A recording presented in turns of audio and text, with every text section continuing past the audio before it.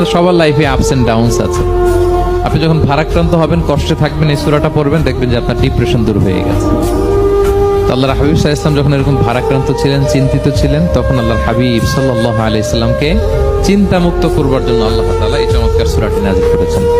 আল্লাহ নাযিল করলেন, আউযু বিল্লাহি মিনাশ শাইতানির রাজিম, বিসমিল্লাহির রহমানির রহিম, ওয়াদ-দুহা ওয়াল লাইলি ইযা সাজা মা ওয়াদ্দাআকা রাব্বুকা ওয়া মা ক্বালা ওয়ালাল আখিরাতু খায়রুল লাকা মিনাল উলা ওয়ালা সাওফা ইউতিকা রাব্বুকা ফাতারদা। আল্লাহ তাআলা বললেন ওয়াদ-দুহা, আলোর শপথ। আমি একবার সরল বঙ্গানুবাদ করি, তারপরে আমি তাফসীরে ঢুকছি। ওয়াদ-দুহা, আলোর শপথ। ওয়াল লাইলি ইযা সাজা, রাতের শপথ, যখন রাত নিঝুম নিস্তব্ধ হয়। মা ওয়াদ্দাআকা রাব্বুকা ওয়া মা ক্বালা, নবী হে, আপনার রব আপনার উপর অসন্তুষ্টও হয় নাই, আপনাকে ছেড়েও যায় নাই, আপনার রব আপনার সাথেই আছে। আলহামদুলিল্লাহ।